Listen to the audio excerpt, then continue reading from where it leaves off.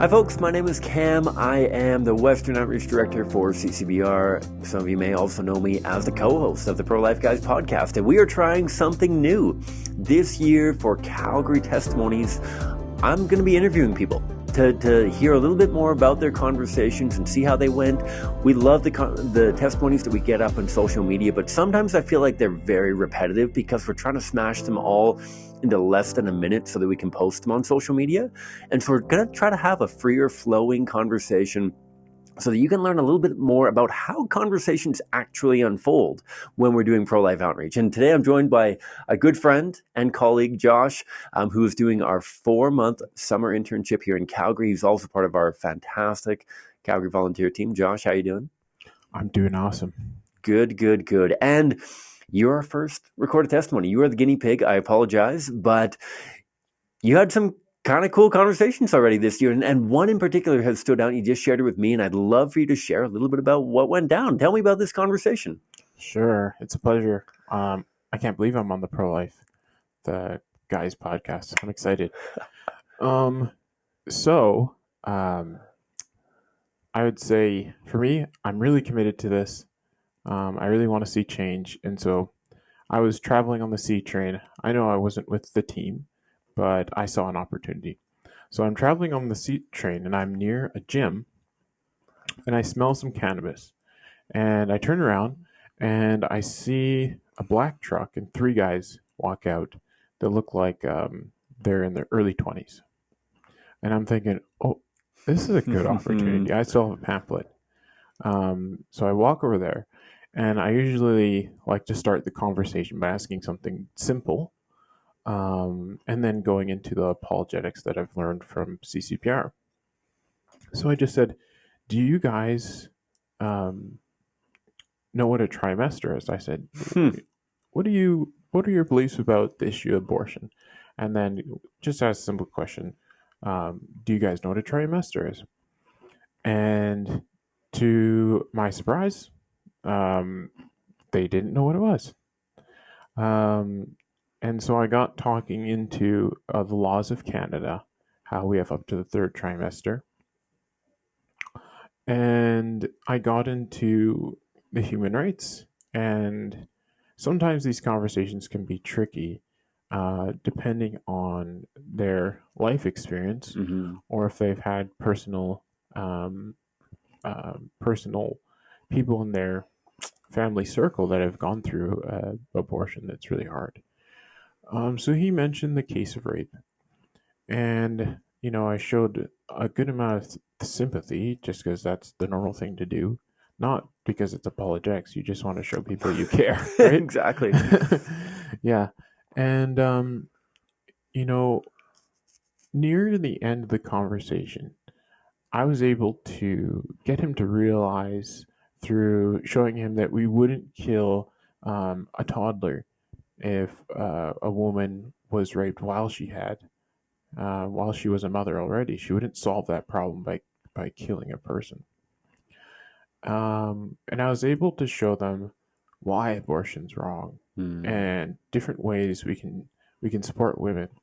And after we got talking about this, they'd asked different questions that were discussing their humanity of the preborn. But it was only when we started talking about historical wrongs in history, and we got into slavery and things like that. And then, I bridged the gap between those, show how they relate to right now, that it's age discrimination, not skin or race, but age. You have to be over 9 months, and then you get your human rights. But it was only when I opened the pamphlet and they saw the graphic images, they were shocked. Right away, they knew with a stronger conviction that what I was saying was very true. There's images that show limbs of human beings ripped off. And so here were 3 guys not knowing anything about it. And they didn't know about the laws then in Canada, or how we have 300 day. And I was able to have the courage and able to answer their questions and direct them in a way that was the truth, that we are killing lots of preborn. It's very evil. Um, and yeah. That's so cool, and I think that's such a textbook case for how so many of our conversations go, right? Somebody who hasn't thought about abortion very often, you give them a little bit of information, and then they often jump towards something like sexual assault or life of the mother, one of these really high-profile cases that impact so many people, but is spoken about on social media or whatever else so frequently, and to be able to navigate that with that kind of compassion of, this is a terrible, terrible situation that demands a response. Yeah. However, can that response entail killing an innocent human? Yeah. That's honestly the textbook route for so many of our conversations, and yet it plays out exactly like that. And those three guys kind of walked away understanding and accepting that worldview, right? Yeah.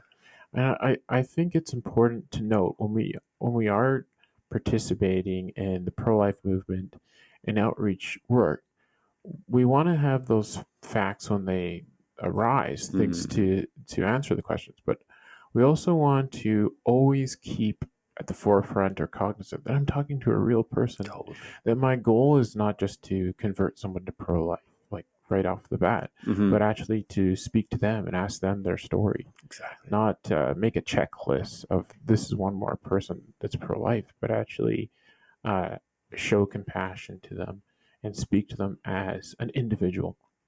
Because that's the whole reason we're doing pro-life movement, is to save individuals, save people. I have to show respect. Even if I don't agree with this person, I can choose to understand them. Exactly. And show them that there's a better way.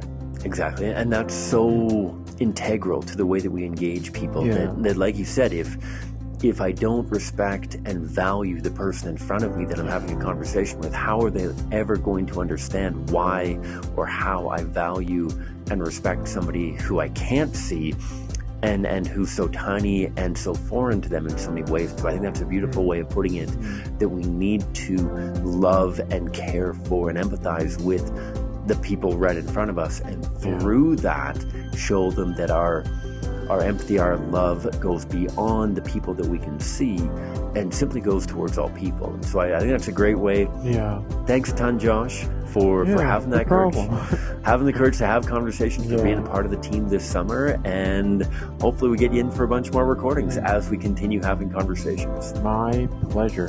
Bingo.